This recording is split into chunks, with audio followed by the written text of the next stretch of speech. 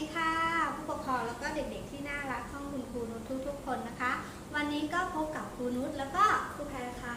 ค่ะเหมือนเดิมเลยเราก็มีกิจกรรมสนุกๆมาให้เด็กๆได้เรียนรู้กัน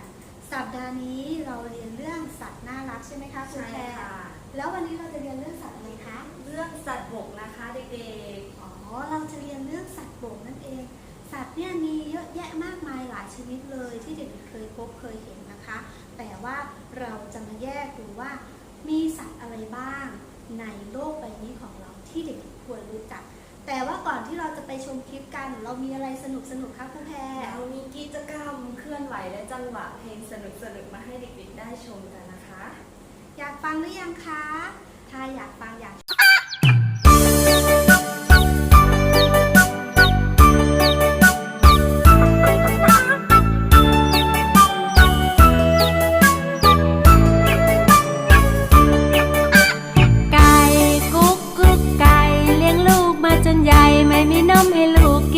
ลูกร้องเจี๊ยบเจี๊ยบแม่พาเรียบเดินคุยดินทำมาหากินตามภาษาไก่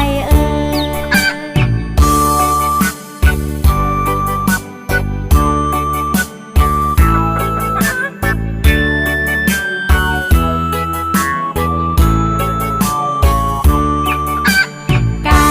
กุ๊กกุ๊กไก่เลี้ยงลูกมาจนใหญ่ไม่มีนมให้ลูกกินลูกร้องเจี๊ยบเจี๊ยบแม่พาเรียบเดินคุยดินทำมาหากินตามภาษาไก่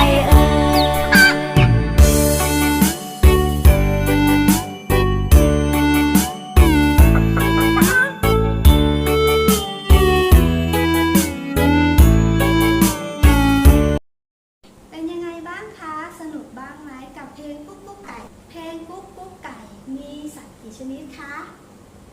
กุ๊กกุ๊กไก่ก็ต้องมีไก่ใช่ไหมคะแล้วไก่เนี่ยเป็นสัตว์บกสัตว์น้ำหรือว่าสัตว์อะไรเด็กๆรู้หรือยังถ้ายังไม่รู้คุณครูจะพาเด็กๆไปเรียนรู้กันว่าสัตว์บกเนี่ยมีอะไรบ้างไปเรียนกันเลยค่ะ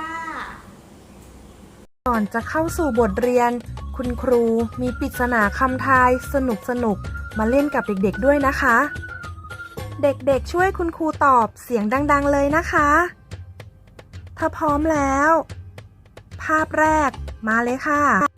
อะไรเอ่ยเลี้ยงไว้ในเล้าขันปลุกทุกเช้าดังเอกอีเอกเอก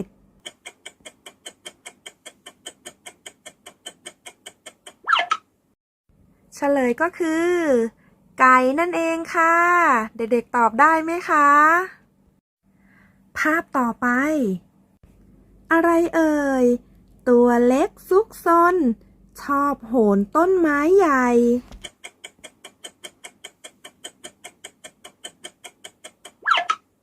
เฉลยก็คือลิงน้อยนั่นเองค่ะภาพต่อไปเลี้ยงไว้เฝ้าบ้านชอบเห่าห้องห้อง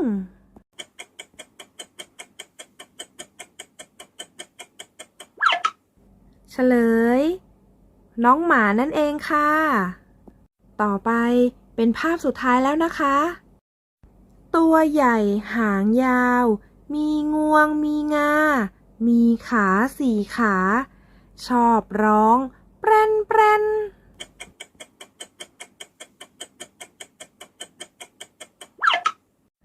เฉลยช้างนั่นเองค่ะ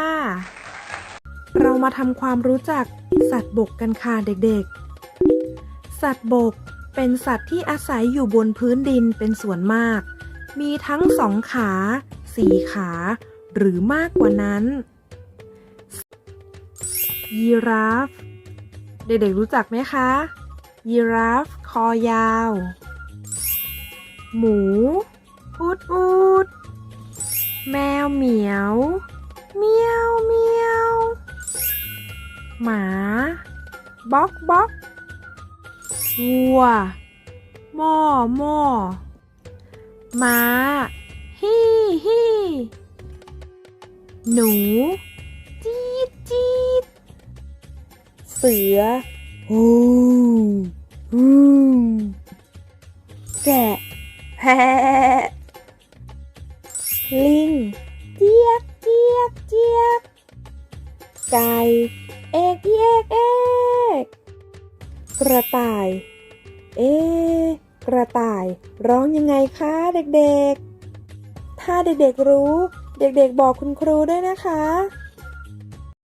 เป็นไงบ้างคะเด็กๆในคลิปเนี่ยมีสัตว์บกเยอะแยะมากมายเลยไม่ว่าจะเป็นช้าง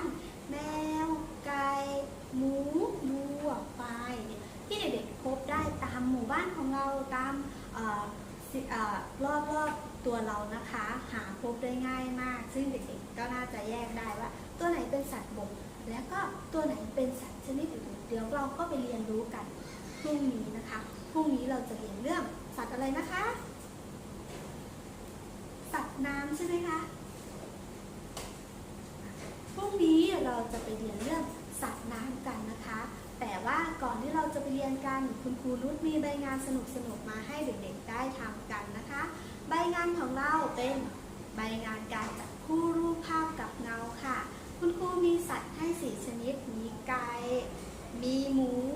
มีนกยูงแล้วก็มีเต่าให้เด็กๆลองจับคู่ภาพกับเงาดูนะคะว่าจะจับคู่ถูกไหมเงาของไก่เป็นยังไงเงาของเต่าเป็นยังไงทำเสร็จแล้วระบายสีให้สวยงามแล้วส่งเข้ามาทางไลน์กลุ่มของเราเหมือนเดิมเลยนะคะคุณครูนุชรอตรวจการบ้านให้เด็กๆอยู่สำหรับวันนี้คุณครูนุชต้องลาไปก่อน